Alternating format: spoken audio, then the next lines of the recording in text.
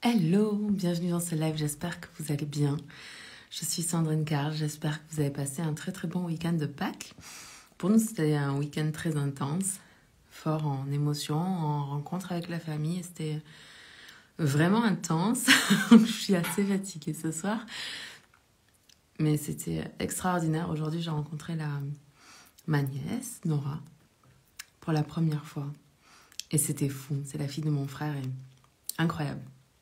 De la rencontrer, j'étais vraiment très heureuse. Et dans le live de ce soir, j'avais très envie de parler avec vous des nombreux passages que l'on fait dans une vie.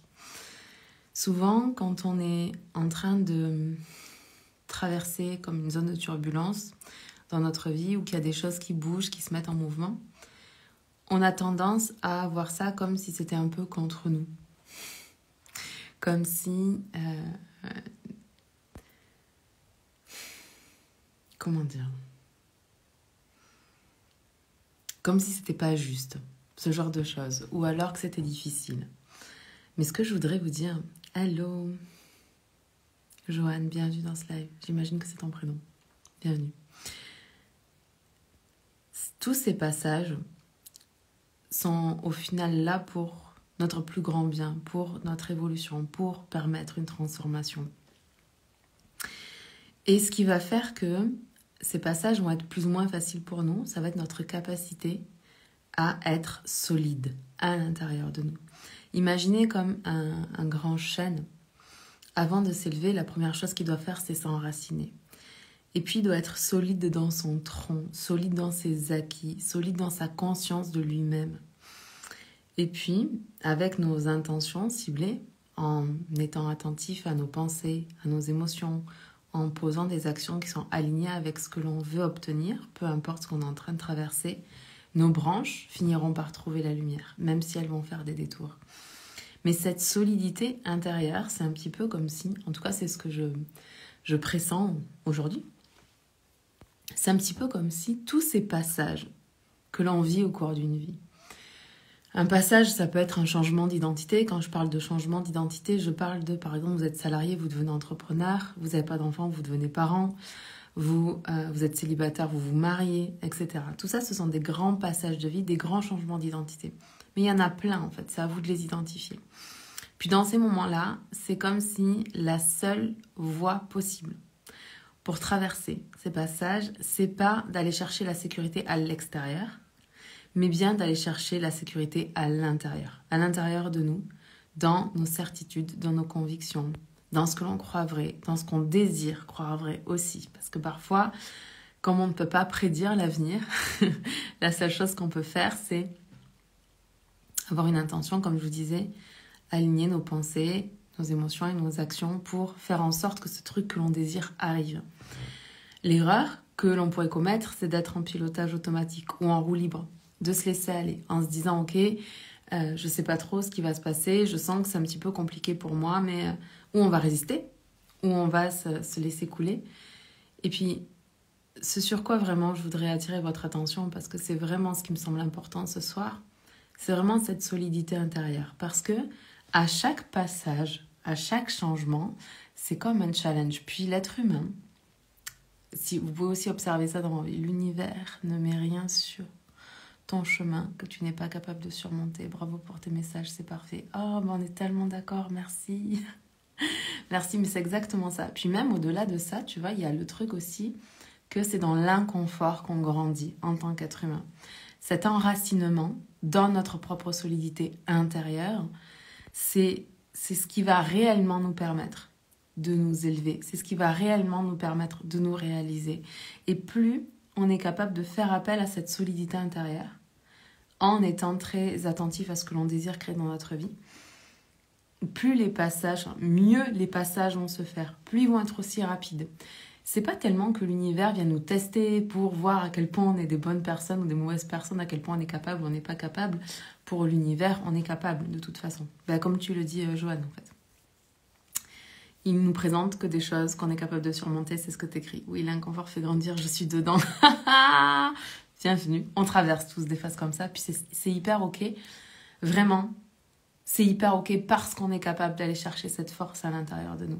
Parce qu'on est capable, comme je dis souvent, de remettre nos antennes à l'intérieur. Puis je crois que c'est le truc le plus difficile quand on est dans une zone un peu de turbulence, dans un grand passage qui va nous permettre de nous révéler encore un petit peu plus à nous-mêmes.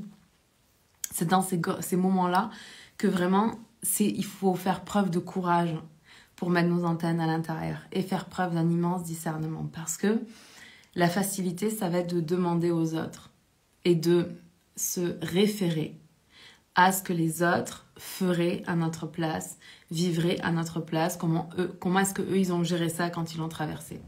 Et pourtant, notre force s'enracine dans qui on est profondément, dans notre essence. Et dans la société dans laquelle on vit, c'est très difficile de prendre nos antennes, de les mettre à l'intérieur et d'aller écouter ce qui est vrai et juste pour nous, puis de nous diriger à partir de là. Peu importe ce que les gens vont dire. Est-ce qu'ils vont être d'accord avec nous? Est-ce qu'ils vont pas être d'accord avec nous? Est-ce que ça leur paraît complètement fou, ce nouveau projet, ou le fait de mettre fin à un projet? Tout ça n'a pas d'importance du point de vue de notre âme, du point de vue de l'univers, du point de vue de ce qu'on est réellement venu faire dans ce monde pour s'accomplir. Pensez vraiment à ce chêne comme par exemple en ce moment, comme toi, Joanne, qui est dans l'inconfort, ça va vraiment être ça, de visualiser, de te visualiser comme un immense et majestueux chêne, bien enraciné dans les profondeurs de la terre où tu tires comme toute ton essence. Et puis tout ce tronc-là, qui est posé, qui est droit, digne, tu vois, et qui s'élève vers quelque chose de plus grand. L'enfer, c'est les autres. Ouais, pas seulement. Les autres sont aussi une source de réjouissance extraordinaire, mais c'est souvent nos miroirs. Tu sais, c'est tellement... Hello, bienvenue Rafu.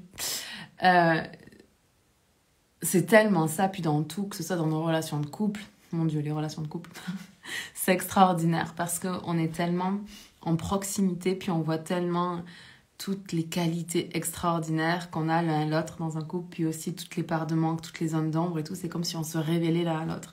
Mais à l'extérieur, c'est la même chose. À l'extérieur, les autres ne font... Ok, j'espère que ça va tenir jusqu'à la fin de ce live. Oui, je disais, les autres sont qu'un reflet. Et quelque part, tu vois, récemment, j'ai eu à vivre une discussion vraiment très inconfortable dans laquelle je suis moi-même dans une zone, tu vois, de changement, de passage, de changement d'identité qui est très important pour moi dans ma vie. Et j'ai été confrontée à quelqu'un qui voulait absolument, tu sais, rentrer dans mon intégrité, dans ce qui était important pour moi. Puis moi, j'avais aucune envie de me battre ou aucune envie de défendre mon opinion. J'avais juste envie que mon opinion soit entendue. Et le truc, c'est que à ce moment-là, ce que cette personne elle vient de montrer, c'est ok, si j'avais été à ce moment-là vraiment enracinée dans ma vérité, tu vois, peut-être que la meilleure chose que j'aurais eu à faire, c'était juste me lever et partir. Parce que parfois, on est confronté à des discours qui sont complètement stériles, puis qui nous apprennent que on n'est pas... En tout cas, je me demande, peut-être que c'est pas vrai, mais je me demande si j'avais fait la méditation, par exemple, de l'arbre, tu vois, et que je m'étais enracinée davantage dans ma vérité, dans la terre, dans ce qui était ma pure essence, ma pure guidance aussi. Est-ce que cette conversation aurait été aussi désagréable ou pas pour moi? Mais comme on est dans cette zone, je suis dans cette zone de passage, on en fait de multiples cours de notre vie, et bien du coup, c'est comme si je venais renforcer cette identité, cette nouvelle moi qui est en train d'émerger, ce nouveau projet qui arrive. Oui, il faut savoir faire preuve de discernement, ce que je manque parfois. Oh non, je t'assure que non, je t'assure que tu manques pas de discernement. Peut-être que tu as des peurs, comme tous les êtres humains, c'est normal et c'est pas grave, mais tu manques pas de discernement. C'est juste que tu fais peut-être passer la vie des autres avant le tien, avant ce que tu ressens profondément en toi. Puis là, c'est juste une question de plus on s'écoute, plus ça devient facile de s'écouter. Mais les premières fois, c'est extrêmement challengeant parce que, comme je disais dans un live, coucou Aurélie, bienvenue dans ce live. Comme je disais, récemment dans un live, en fait, tant qu'on reste dans le moule, tout le monde va nous soutenir, tout le monde va être là, va être comme... ouais, voilà, c'est vraiment ça, soutenant pour nous. Puis dès lors qu'on sort du moule et c'est même pas qu'on remet en cause ce qui se passe, comment les autres font les choses, mais c'est juste que le fait que nous, on fasse pas comme tout le monde, pas par rébellion, mais parce que c'est bon et juste pour nous, et ben du coup, ça va déranger les autres qui se sont peut-être pas autorisés à vivre ça comme ça. Qui se sont peut-être soumis, par exemple, à l'autorité, sans se poser ces questions-là.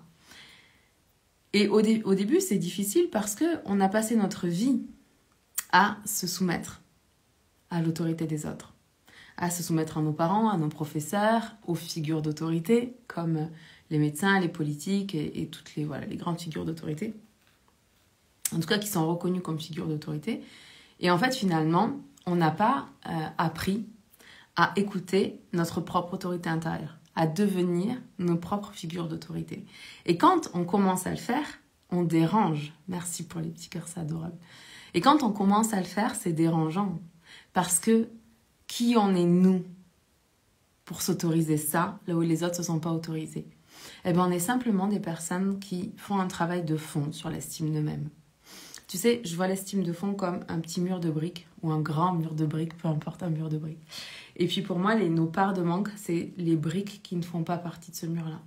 Puis tout le travail sur l'estime de soi permet d'aller remettre des briques dans ces trous, dans ces creux, dans ces parts de manque qui ont été laissées par ce que l'on a vécu, notre éducation, nos traumatismes, etc., etc. Plus ça, c'est solide, plus c'est facile d'affirmer ce qui est juste et bon pour nous et de le faire respecter. Donc c'est pas que tu manques de discernement, je suis persuadée que c'est pas le cas. Et même toi, quand tu m'entends dire ça, tu te dis en fait, j'ai du discernement. En fait, à X, Y, Z raison. Des fois, c'est des centaines de moments dans notre vie où on a fait preuve de discernement. C'est juste que, au lieu d'écouter ce qui était vraiment vrai à l'intérieur de nous, on s'est laissé bercer par l'illusion de la peur. Très souvent, c'est la peur. Et tu sais, même quand on s'identifie au discours des autres, qu'on se laisse avoir par ces choses-là, c'est juste parce qu'on a peur. Et encore une fois, l'émotion de la peur fait partie des 4 émotions de la base. C'est normal de la ressentir. Ça, c'est ce qui nous a permis d'être encore vivants à cette époque-là de l'humanité. Donc, il n'y a pas de problème avec ça. C'est juste que si vous vous rendez compte que parfois, vous n'êtes pas en train de vous enraciner dans votre vérité, d'aller renforcer ce tronc et de sentir, en fait, vraiment, je trouve que cet exercice de méditation, visualisation de l'arbre et de ressentir les racines qui s'enracinent dans nos propres profondeurs, puis ce tronc qui est là, qui est stable, qui est solide, sur lequel on peut s'appuyer, se reposer, puis ces branches qui vont vers tout ce que l'on désire. Je trouve que de faire cette méditation-là, c'est vachement apaisant, en fait, pour nous. Parce qu'on rentre, tu sais, dans notre force intérieure, dans notre puissance intérieure. Puis quand on fait ça, on est capable de discerner, ok, en fait, j'ai pris cette décision parce que j'avais peur. Et c'est pas un manque de discernement. Je pense qu'on est tous armés pour tout ce que l'on désire. C'est juste qu'on ne nous a pas appris à utiliser nos armes. Donc, je veux que tu saches que je sais que tu as du discernement et tu sais toi aussi que tu en as. Juste, tu te fais croire à toi-même que tu n'en as pas, mais la vérité c'est que tu en as. Tout comme, souvent je vois, ah oui, faut que je travaille ma puissance, machin, mais la puissance, vous l'avez déjà, tu l'as déjà. On a toutes ces choses à l'intérieur de nous, c'est juste qu'on pense qu'on ne les a pas. Et comme on pense qu'on ne les a pas, on joue petit alors qu'on est tellement grand. Mais tous autant qu'on est, moi y compris. Quand je traverse justement des passages qui sont là pour venir renforcer cette solidité intérieure qu'on a tous à l'intérieur de nous, quand je traverse ces moments-là, moi aussi je dois aller chercher en moi tout ce qu'il y a de plus grand à l'intérieur de moi. Parce que la petite humaine que je suis va pas avoir envie de prendre ses responsabilités parfois. Et puis je vais me réveiller. Puis je vais me rendre compte que, ah, tiens, et si je rentrais dans ma puissance ici et maintenant, qu'est-ce que ça changerait pour moi? Dans toutes les sphères de ma vie. Pas seulement dans le passage qu'on est en train de faire, mais dans toutes les sphères de notre vie. Puis quand vous êtes en train de faire ces transformations, ces passages, regardez que ça peut être un pas qui est sage, de sagesse, un pas qui est rempli de sagesse. Et ce pas rempli de sagesse, il ne peut pas venir de l'extérieur. Il peut venir que de notre sagesse intérieure. Donc c'est un véritable retour à soi. Le premier mouvement, peu importe ce que vous faites en ce moment dans votre vie, le premier mouvement, c'est toujours un mouvement de soi vers soi. Puis ça sera un mouvement de soi vers l'entreprise, si vous avez une entreprise, puis un mouvement de soi vers le monde. Mais le premier mouvement, c'est toujours un mouvement de soi vers soi, de réconciliation, de réunion, de réenracinement dans qui on est ici et maintenant. Parce que qui on était hier n'est pas la personne qu'on est ici et maintenant. Entre-temps, on a vécu. On a entendu des choses, on a vu des choses, on a fait des choses. On a été en contact avec certaines vibrations, certaines énergies. Tout est déjà là. Donc, il va falloir aller s'enraciner dans notre vérité de l'instant et faire preuve de discernement. Je vais vous laisser là ce soir. Je vous aime, je vous embrasse. J'espère que vous allez super bien. J'espère que vous avez passé un merveilleux week-end de Pâques. Et on se parle demain. Je vous embrasse. Bye.